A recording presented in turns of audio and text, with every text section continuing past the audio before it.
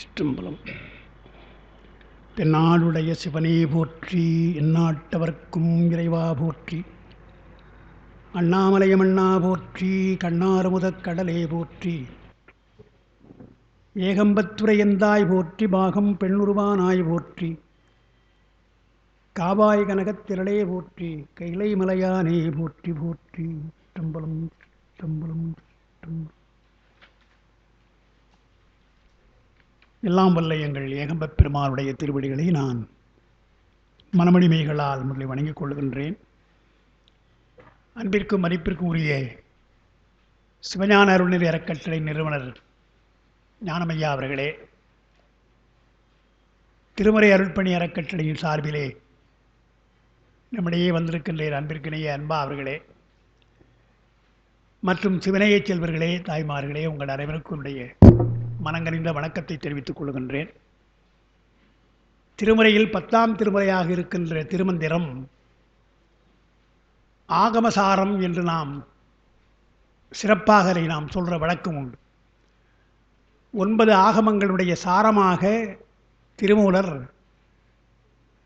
நாம் செய்த ஒரு தவத்தின் காரணமாக 5ஆம் நூற்றாண்டிலேயே அதை மொழிபெயர்த்து சொல்லியிருக்கிறார். அதை தமிழாக நான் செய்திருக்கிறேன் என்று அவரே சொல்லுகிறார். என்னை நன்றாக இறைவன் படைத்தனன், தன்னை நன்றாக தமிழ் செய்யுமாறே என்று சொல்வதாலே தமிழிலே ஆகமங்கள் இல்லை என்றாலும் ஆகமக் கருத்துக்களை எல்லாம் தொகுத்து சொல்லுகின்ற ஒரு நூலாக ஒன்று அமைய வேண்டும் என்று திருவாவடுதுறையிலே இருந்து நான் செய்கிறேன் என்று இதற்கெல்லாம் அகச்சான்று நமக்கு உண்டு. இதற்கு அவர் திருமந்திர மாலை என்றுதான் பெயர் வைத்திருக்கிறார். காரணம், நூலாசிரியர் வைக்கின்ற பெயரெல்லாம் காலப்போக்கிலே படிக்கின்ற அன்பர்கள் மூலமாக அது பெயர் மாற்றம் பெறுவது உண்டு. திருத்தொண்டர் புராணம் என்றுதான் சேக்கிழார் தம்முடைய நூலுக்கு பெயர் வைத்தாலும் அது பெரிய புராணம் என்று தான் நாம் சொல்லுகிறோம். அவர் ஒன்றும் பெரிய புராணம் சொல்லலை. திருத்தொண்டர்களெல்லாம் பெரியவர்கள் என்பதை செயற்கரிய செய்வார் பெரியர் என்று ஒரு வார்த்தை சொல்கிறார் வள்ளுவர். அந்த வார்த்தையை அப்படியே ஞாபகம் நினைத்து கொண்டு சேக்கிழார் பெருமான் செயற்கரும் செய்கை செய்த தீரனே என்று இயற்பகை நாயனாருக்கு அந்த தொடரை சொல்லுகிறார். அதேபோல் சிறுத்தொண்டருக்கு அரியவினை செய்தார் என்றும் சொல்லுகிறார். எனவே அடியார்களெல்லாம் செயற்கரிய செயல் செய்தவர்கள். அவர்கள் நம்மைப் போல மானிடப் பிறப்பில் இருந்தாலும் அவர்கள் கரணங்களெல்லாம் நம்முடைய கரணங்கள் அல்ல. திருக்கிழட்டுப்படியாரில் மற்ற அவர்க்கு நந்தம் கரணம் போல் அல்லாமை காண் என்று நான் விளக்குவதற்காக சொல்கிற வழக்கம் உண்டு. இந்த பந்தயங்கள்லாம் ஒலிம்பிக் போன்ற பந்தயங்கள்லாம் நீங்கள் பார்க்குற பொழுது 100 மீட்டர்னு சொன்னால் அந்த 100 மீட்டர் எத்தனை செகண்டுன்னு பார்க்குறோம். அவனே அந்த அடுத்த முறை அவனே ரெக்கார்ட் செய்து அவனே அதை வெற்றி பெறுவான். ஒரு 9 செகண்டில் போனால் அடுத்து 7 செகண்டில் ஓடுவான். இப்போ நாம் பார்க்குறோம். அவையெல்லாம் அவர்கள் ஓடுவதெல்லாம் கால் தானே, பெருமான் கால் தானே கொடுத்துருக்குறான். அந்த காலில் எப்படி வேகமாக ஓடி ஒரு ரெக்கார்ட் பிரேக் பண்ணுறாங்க, இல்லை வேர்ல்டு ரெக்கார்ட் பண்ணுறாங்க இல்லையா? ஓவியம் வரைகிறான் என்றால் நம்மை பொழுது அவர்களுக்கு விரல்லாம் இருக்குது. ஆனால் அந்த விரல்களெல்லாம் நன்றாக கண்ணதாசன் சொல்வது போல மேலும் கீழும் கோடுகள் போடு அதுதான் ஓவியம் என்று, மேலும் கீழும் கோடுகள் போடு அதுதான் ஓவியம்னா நாம் மேலும் கீழும் போட்டால் ஓவியம் வந்துடுமா? எந்த இடத்துல கோடு போடணும், எந்த இடத்துல வளைக்கணும்னு தெரியணும். அப்போ தான் அது ஓவியமாக மாறும். அந்த விரலுக்கு அது தெரிகின்றது. அந்த ஆற்றலினாலே ஓவியம் வரைகிறார்கள். நம்முடைய இப்போ மோட்டார் சைக்கிள், 2 வீலர், கார் இதெல்லாம் ஏதாவது கொஞ்சம் மக்கர் பண்ணும். சில சமயம் நமக்கு ஒன்றும் புரியாமல் நிற்போம். தள்ளி கொண்டு போய் மெக்கானிக் ஷாப்பில் கொடுத்தோடனே அவர் இப்படி பார்த்துட்டு இன்னும் இப்படி பண்ணுவார். அடுத்த நிமிஷம் அது ஸ்டார்ட் ஆகிடும். அவர் கையை வைத்த உடனே இந்த ராஜா கையை வைத்தா அப்படின்னு பாடுறாங்க இல்லையா? அது ராங்காக போனதில்லை. அவங்களுக்கெல்லாம் அது ஓடுது. நமக்கு அது தெரியல. உடனே அவன் என்ன பண்ணான், 50 ரூபா கொடுன்னுவான். 5 நிமிஷம் கூட இருக்காரு, 50 ரூபா கொடுன்னுவான். நாம் என்ன சொல்லுவோம், ஏன்பா ஒரு 5 நிமிஷம் கூட வேலை பார்க்கல, அதுக்கு 50 ரூபா கேட்குறேன்னு சொன்னால், அந்த 5 நிமிஷம் வேலை உங்களுக்கு தெரியல இல்லையா, எங்கே வைக்கிறதுன்னு தெரியல இல்லையா, சும்மா தடவை தானே பார்த்துருந்தீங்க. எங்கே வைத்தால் ஓடும் என்ற அந்த இயந்திர நுணுக்கம் எங்களுக்கு தெரியும் இல்லையா, அந்த நுணுக்கத்துக்கு தான் காசுன்னுவாங்க. அந்த மாதிரி பெருமான் சில ஆற்றல்களை, எல்லா வகையான ஆற்றலும், குரல் என்று சொன்னால் இசை வல்லுநர்கள் என்ன சொல்கிறாங்க, நமக்கு இசையை கற்றுக்கொண்ட பொழுது முதல்ல இயற்கை தான் நமக்கு இசையை கற்றுக் கொடுத்தது. ஆனால் வளர்ந்த மூங்கில்ல வண்டுகள் துளைத்த போது அந்த துளை வழியாக காற்று சென்று ஒரு ஓசை வந்தது. அதை பார்க்கிறான், ஓ மூங்கில் வழியாக துளை போட்டால் இசை பிறக்கும் என்று தெரிந்து கொள்ளுங்க. இயற்கை பெருமான் அப்படி கற்றுக் கொடுக்குறான். அதனால தான் இன்றைக்கு கூட புல்லாங்குழலில் எத்தனையோ புல்லாங்குழல் இருக்குது, தாமரத்தில் வெண்கலத்திலாம் கூட புல்லாங்குழல் இருக்குது. ஆனால் சிறந்ததாக இருப்பது மூங்கில் புல்லாங்குழல் தான் சிறந்தது என்கிறார்கள். அதுதான் அந்த சுரம் அமைப்பது, அப்புறம் நுணுக்கமாக பாடுவதற்கெல்லாம் ஏற்ற மாதிரி இருப்பது அந்த மூங்கிலே இருக்கிற புல்லாங்குழல் தான் சொல்கிறாங்க. அதனால் புல் என்றாலே மூங்கில்லாம் புல் தான், மூங்கில் மரம்னு கிடையாது, மூங்கில் புல். தொல்காப்பியத்தில் உள்ளே காழ்ப்பு இல்லை என்றால் அதெல்லாம் புல், புறக்காடு இருந்தால் அவையெல்லாம் புல், அகக்காடு இருந்தால் மரம் என்று சொல்கிறாங்க.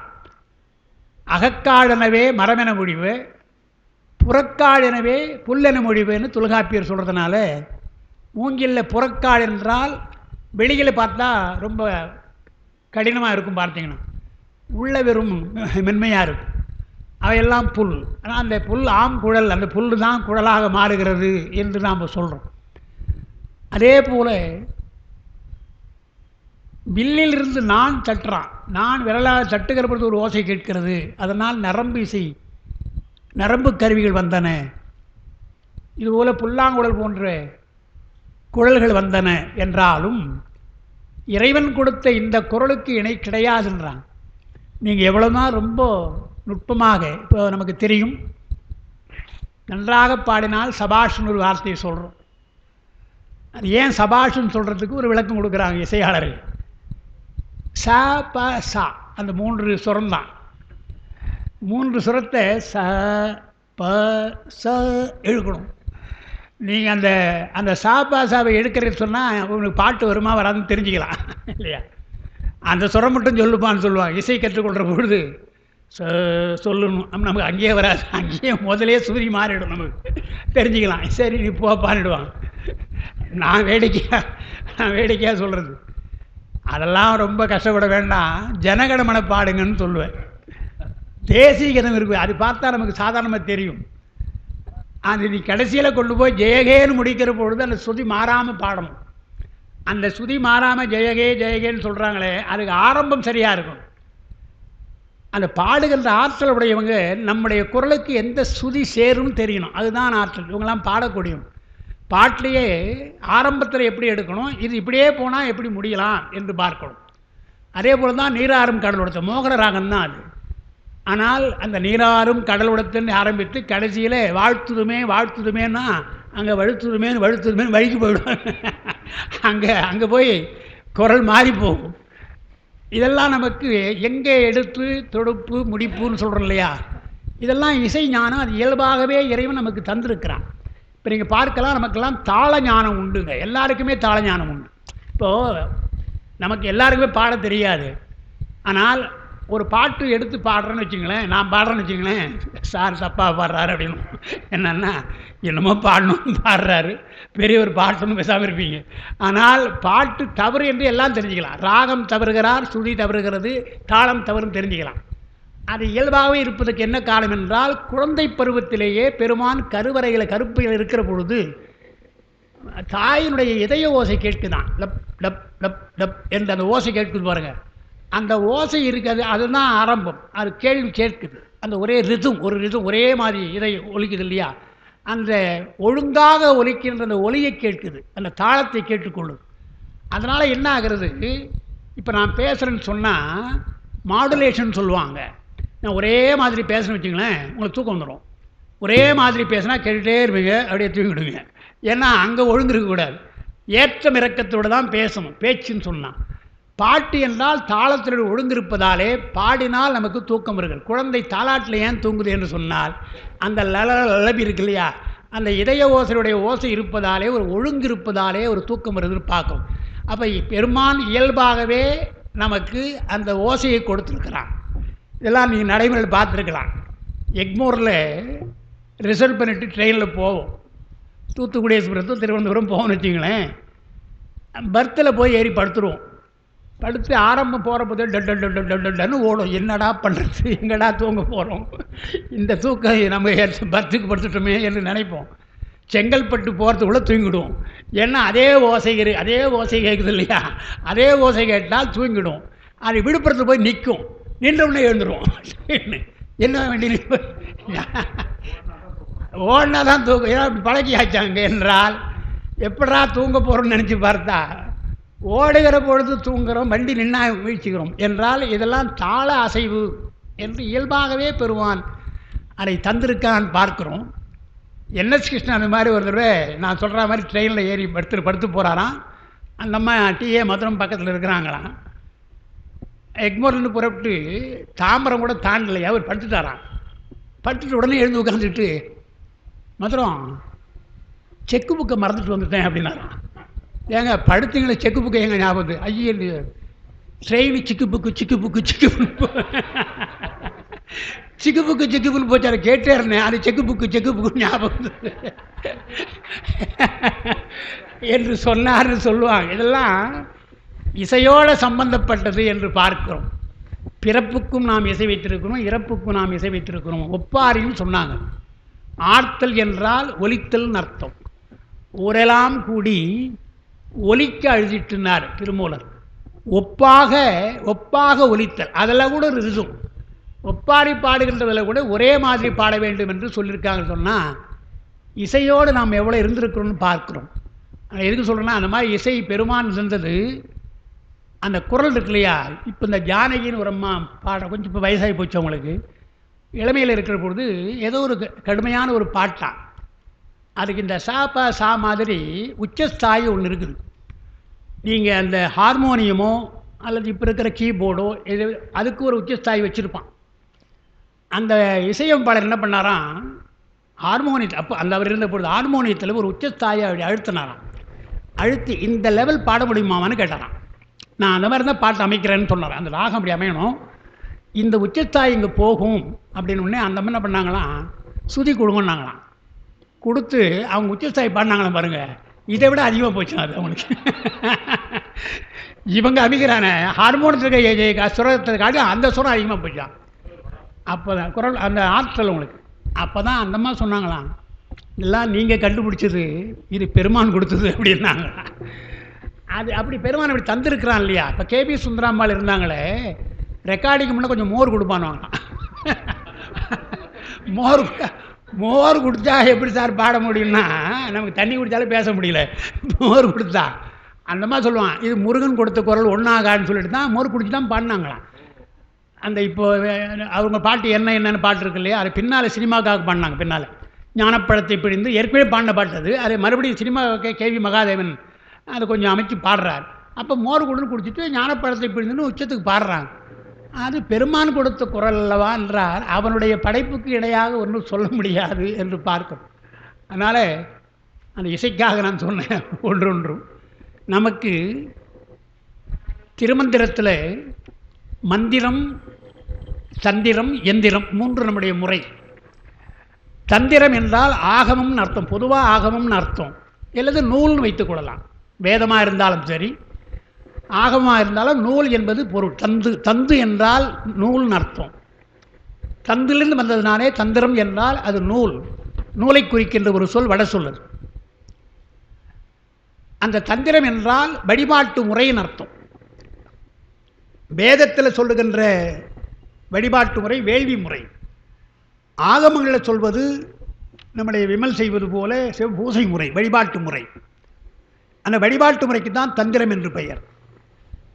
அந்த வழிபாட்டு முறைக்கு உதவுவது எது என்றால் மந்திரம். மந்திரம்தான் மிக முக்கியம். மந்திரம் இல்லாமல் வழிபாடு கிடையாது. தொல்காப்பியத்திலேயே வழிபாடு என்ற சொல் வருகிறது.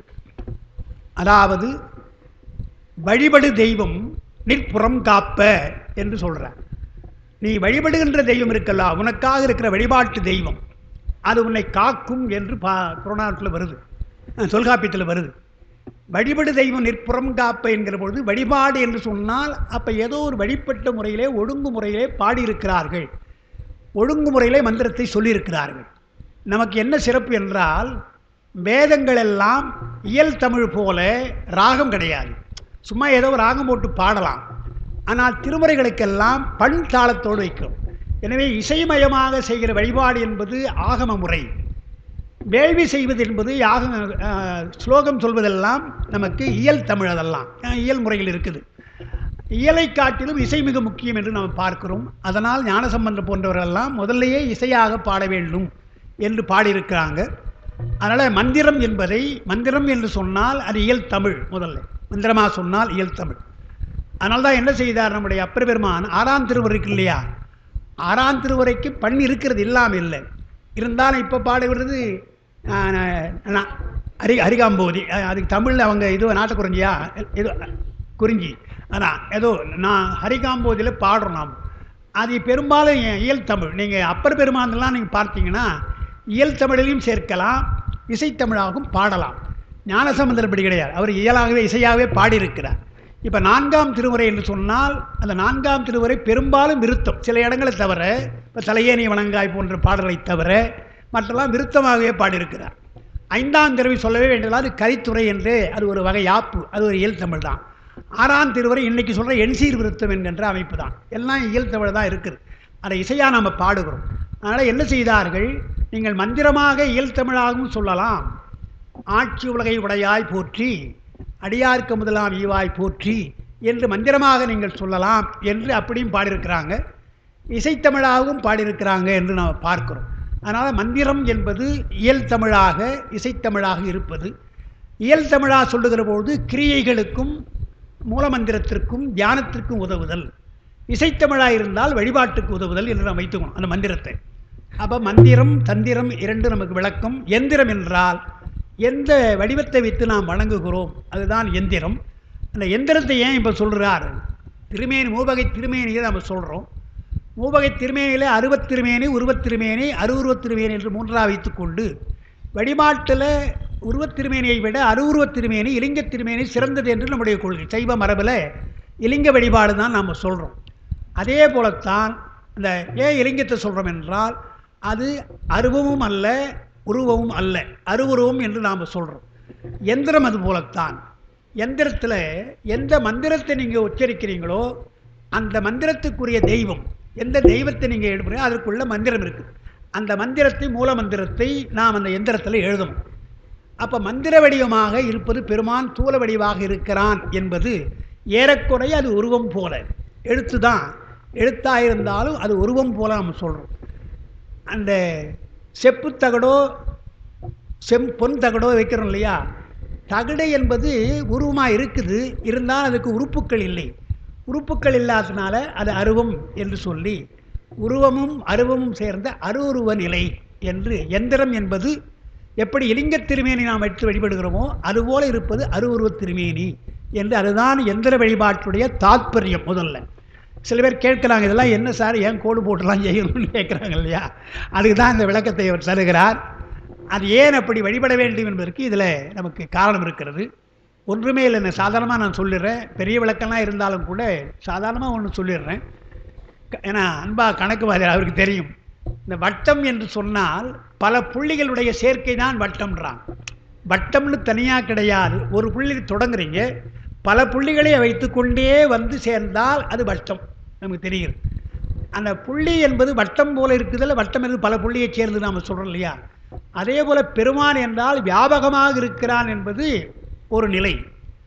சைவம் என்ன பண்ணுச்சு, இறைவனுடைய இலக்கணத்தை எடுத்துக்கொள்கிற பொழுது வடமொழியிலே விஷ்ணு என்றால் வியாபகம் என்று அர்த்தம், சிவம் என்று சொன்னால் மங்களம்னு அர்த்தம். மங்களத்துக்கு நாம் என்ன பொருள் சொல்கிறோம், பிறவாமை தான் மங்களம் என்று நாம் சொல்கிறோம். அடிக்கடி நான் வகுப்பு நடத்துகிற கேட்கிற வழக்கம், பிறப்பு மங்கலமா இறப்பு மங்கலமான்னு கேட்கிறோம் இல்லையா?